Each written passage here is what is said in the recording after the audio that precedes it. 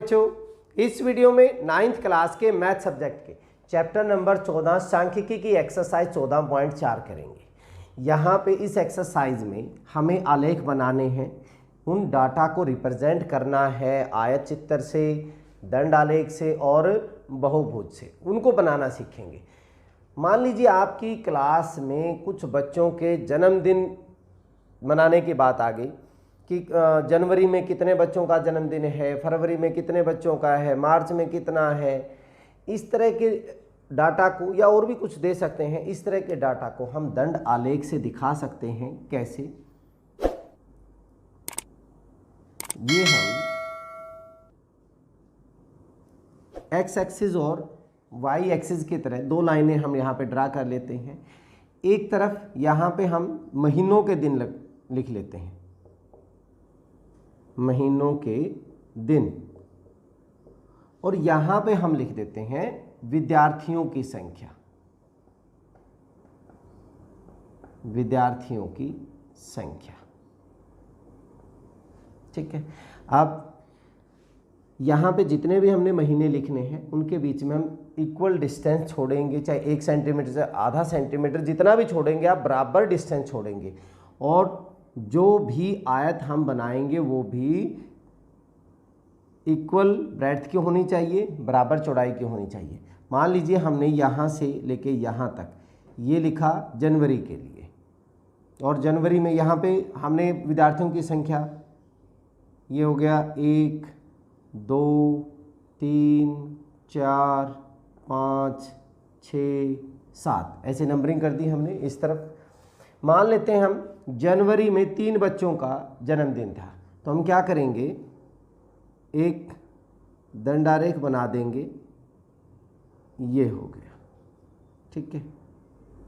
और ये कौन से महीने का हो गया? जनवरी का। जनवरी में 3 बच्चों का जन्मदिन था। मान लीजिए फरवरी में केवल 2 बच्चों का है। जितनी डिस्टेंस आपने यहाँ पे छोड़ी है उतनी ही डिस्टेंस आप यहाँ पे छोड़ेंगे, और जितनी ब्रेड्थ, जितनी चौड़ाई इसकी ली है उतनी ही आप इसकी लेंगे। तो फिर हम यहाँ पे एक दंड और बना देंगे, और ये कितने हो गए? फरवरी में 2 बच्चों का जन्मदिन है। मान लीजिए मार्च में 6 बच्चों का जन्मदिन है, तो हम उतनी डिस्टेंस छोड़ के और एक दंड और बना देंगे। यहाँ पे स्केल के साथ बिल्कुल सीधा करेंगे आप, इन चीज़ों को स्ट्रेट होना चाहिए। ये हमारा हो गया मार्च, 6 के बराबर। डिस्टेंस यहाँ पे भी सेम छूटनी चाहिए, और इनकी जो ब्रेड्थ है, इनकी जो चौड़ाई है वो भी बराबर होनी चाहिए। मार्च, मान लीजिए अप्रैल में 4 बच्चों का जन्मदिन है, तो हमने यहाँ पे अप्रैल कर दिया, अप्रैल में 4 बच्चों का। मान लीजिए मई में भी 4 बच्चों का ही है, तो उतनी डिस्टेंस से हमने यहाँ पे कर दिया, ये हमारा मई हो गया। अब आप समझ गए होंगे कि सारे के सारे महीनों में हमने ऐसे ही दंड आलेख बना देना। ये हमारा दंड आलेख है, दंड आलेख। एक तरफ एक एक्सिस पर, ये मान लीजिए ओ ले लिया मैंने, ये एक एक्सिस पर आपके जो भी आइटम दिए हुए हैं, जनवरी फरवरी मार्च अप्रैल, या आपको ये भी कह सकते हैं कि हम घर में जो खर्च कर रहे हैं, भी हमने कपड़ों पे कितना खर्च किया, हमने यातायात पे कितना खर्च किया, हमने शिक्षा पे कितना खर्च किया, तो जो मद हैं वो नीचे हम यहाँ पे ले लेंगे, और कितनी संख्या में हम कर रहे हैं वो हम वाई एक्सिस के अलोंग ले लेते हैं। इनकी जो डिस्टेंस है जैसे भी उन्होंने दिया हुआ है, अगर बड़ी वैल्यू है, मान लीजिए उन्होंने बोला कि 25 है 30 है, तो हम 1 सेंटीमीटर को उसी हिसाब से, उसी स्केल, उसी पैमाने के हिसाब से हम रखेंगे वहाँ पे। वो जैसे जैसे क्वेश्चन आते जाएंगे मैं उसमें बताता जाऊँगा, लेकिन पैमाना सही होना चाहिए, एक्स एक्सिस के ऊपर भी और वाई एक्सिस पे। ये है हमारा दंड आलेख। ये बहुत ही आसान सा है। एक तरफ आइटम लिख दीजिए, इधर इनकी वैल्यू लिख दीजिए, बहुत ही आसान है। सिर्फ एक चीज़ का ध्यान रखना है, इनकी चौड़ाइयाँ बराबर होनी चाहिए, और इनके बीच में जो डिस्टेंस है वो भी हमारे पास क्या होनी चाहिए? बराबर होनी चाहिए। दूसरा आता है आयत चित्र। आयत चित्र में वो भी एक दंड आलेख की तरह ही है, लेकिन उनके बीच में गैप नहीं आता, उनके बीच में गैप नहीं है। अब मान लीजिए हमारी कक्षा में बच्चों का भार की बात हो गई, हम उनका वेट करना चाहते हैं। 9वीं क्लास में बच्चों के वेट यहाँ पे फिर हम एक एक्स एक्सिस और वाई एक्सिस ड्रा कर लेते हैं। एक्स वाई इसको हमने ओ मान लिया। वहाँ पे बताया गया हमें कि 25 से 30 किलोग्राम, ये किलोग्राम है, हमें एक डाटा दे दिया। 25 से 30 किलोग्राम 7 बच्चों का है। 30 से 35 8 बच्चों का है। 35 से 40 5 बच्चों का है। 40 से 45 4 बच्चों का है। 45 से 50 2 बच्चों का है। मान लीजिए हमें ये दे दिया, तो हम यहाँ पे इस तरफ जो हमारे पास ये वजन है, भार है, भार वजन किलोग्राम में, हम यहाँ पे ये लिखेंगे और इस तरफ हमारे पास विद्यार्थियों की संख्या हो जाएगी। विद्यार्थियों की संख्या। अब ध्यान दीजिए यहाँ पे इन्होंने क्या किया, स्टार्ट किया 25 से 30। इससे पहले वाला दिखाने के लिए हम यहाँ पे किंक लगाते हैं। क्या लगाते हैं? किंक। हिंदी में इसको निकुंज बोलते हैं, निकुंज, ताकि ये गैप कंप्लीट हो जाए। और हम 25 से, यहाँ से हमने स्टार्ट किया 25 से, ये हो गया हमारा 25। मान लीजिए 1 सेंटीमीटर पर हम लिखेंगे एक्स अक्ष, पैमाना जरूर लिखेंगे। एक्स अक्ष 1 सेंटीमीटर बराबर है 5 किलोग्राम। 1 सेंटीमीटर 5 किलोग्राम का डिफरेंस दिखा रहा है। 25, 30, 35, 40, 45 और 50। ठीक है बच्चे, यहाँ पे हमने इसके ऊपर लिखें वाई अक्ष पर 1 सेंटीमीटर बराबर है 1 विद्यार्थी। बस हम यहाँ पे दोनों पैमाने लिख दिए हमने। यहाँ से हम स्टार्ट करेंगे तो कितने बच्चों तक था? 8 तक था। 1 2 3 4 5 6 7 8, ऊपर तक भी लिखना चाहिए, लिख सकते हैं। अब 25 से 30 किलोग्राम दंडालेख बनाना है। बच्चे कितने हैं? 7। तो हमने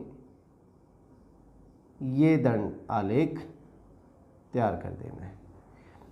बट अगला जो 30 से 35 है इकट्ठा ही, इनमें आयत चित्र में जो आपका आयत चित्र है उसमें गैप नहीं होगा। यहाँ पे गैप था, यहाँ पे गैप नहीं होगा। 30 से 35 8 बच्चे हैं, तो एक लाइन तो यहाँ पे होएगी हमारी ड्रा, और ये 1 सेंटीमीटर का और लेके ये हो गया। यहाँ पे आप लिखना चाहिए 7 हो गए या 8 हो गए। इसके बाद 35 से 40 के बीच में 5 है, तो 5 के सामने ये हो गया। बहुत ही आसान सा है, बहुत आसान है। 35 से 40 5 बच्चों का हो गया। 40 से 45, 40 से 45 है 4 बच्चों का, ये लीजिए ये 4 हो गया। और उसके बाद 45 से 50 जो है वो 2 बच्चों का है, तो 2 बच्चों का ये हो जाएगा। ठीक है, ये हमारा हो गया आयत चित्र। ये भी बहुत ही आसान सा है। और इनका देखिए ये क्या बन गई, एक आयतें बन गई सारी की सारी। जो आयत हैं, जो आयत का क्षेत्रफल है वो बारंबारता के समानुपाती होते हैं। ठीक है, ये जितनी भी जो भी आयत बनेगी उसका क्षेत्रफल उसकी बारंबारता के समानुपाती होगा सभी में। कुछ क्वेश्चंस ऐसे होंगे जिसमें नहीं होगा, वो हमें चेंज करना पड़ेगा। मैं उस क्वेश्चन में ही बता दूंगा आपको डिटेल, जैसे वो क्वेश्चन आएगा उसी हिसाब से हम आपको चेंज करके बता देंगे। तीसरा जो आता है वो आता है हमारे पास बहुभुज। बहुभुज एक आयत चित्र का ही रूप है, बट वहाँ पे हम वर्ग चिन्ह ले लेते हैं। वर्ग चिन्ह, देखिए वर्ग चिन्ह क्या होता है, निचली सीमा प्लस ऊपरी सीमा बटे 2, मतलब उनके बीच का पॉइंट। 25 प्लस 30 बटे 2 मतलब 55 बटे 2 मतलब 27.5। क्या बताया मैंने? निचली सीमा प्लस ऊपरी सीमा और बटे क्या करना है 2। जैसे 25 और 30 का कितना आ गया? 27.5 हो गया। 27.5 आपने 27.5 यहाँ पे ये डॉट लगा देना है। फिर उसके बाद 30 और 35 65 का आधा करोगे 32.5 आपने ये लगा देना है। फिर ऐसे ही सबके आपने वर्ग चिन्ह ले लेने हैं, वर्ग चिन्ह, और इनको मिला देना है। ये मिला दिया, फिर इसको इससे मिला दिया, इसको इससे मिला दिया, इसको इससे मिला दिया, लेकिन अभी पूरा नहीं हुआ है। यहाँ पे आपने क्या करना है, इधर एक एज्यूम कर लेना हमने आगे, जैसे 50 से और 55 के बीच में, 50 और 55 के बीच में, तो उनका आधा करेंगे तो कितना हो जाएगा, 52.5 हो जाएगा। आपने इसको इससे मिला देना है, ठीक है।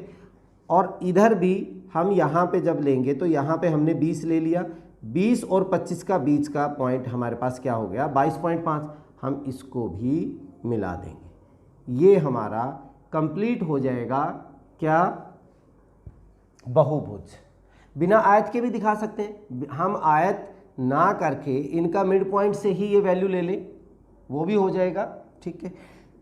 इनको मिलाएंगे, मान लीजिए ये नाम हो गया ए, ये हो गया B, C, D, E, F और जी, तो मेरा बहुभुज क्या बना, A B C D E F G, ये बहुभुज बन गया। अब समझिए, बिना आयत के भी आप बना सकते हैं। ये पहले हमने आयत का कर लिया, मैं आयत ना ड्रा करता, बस मैं सीधा ही क्या ले लेता, वे 25 और 30 के बीच का पॉइंट हमारा 27.5, तो हम 27.5 को किसके साथ मिला देते, 7 के साथ, क्योंकि इनकी बारंबारता तो 7 ही है, तो हम यहाँ पे मार्क ये ले लेते। इसके बाद 30 और 35 के बीच का हमारे पास 32.5 है, 32.5 किसके साथ मैच कर देते, 8 के साथ, तो हम यहाँ पे 35.5 ये इनको हम रब कर देते हैं, तो ये हमारा बहुभुज हो जाता है, ठीक है। और ये बहुत अच्छा रहता है जब मान लीजिए दो सेक्शन को कंपेयर करना है, दो कंपनियों के प्रोडक्शन को कंपेयर करना है, तो उनमें दो हम बहुभुज ड्रा कर देते हैं और उससे कंपैरिजन बड़ी आसानी से हो जाता है। ये आपके तीन तरह की जो रिप्रेजेंटेशन है आंकड़ों की, ये हम इस एक्सरसाइज 14.4 में करने जा रहे हैं। बहुत ही आसान होने वाला है। चलिए, ये हमारा इंट्रोडक्शन पार्ट था। अब एक्सरसाइज 14.4 के क्वेश्चन करते हैं। इस वीडियो में इतना ही। नेक्स्ट वीडियो में हम एक्सरसाइज 14.4 की क्वेश्चंस के साथ मिलेंगे। तब तक के लिए जय हिंद, जय भारत।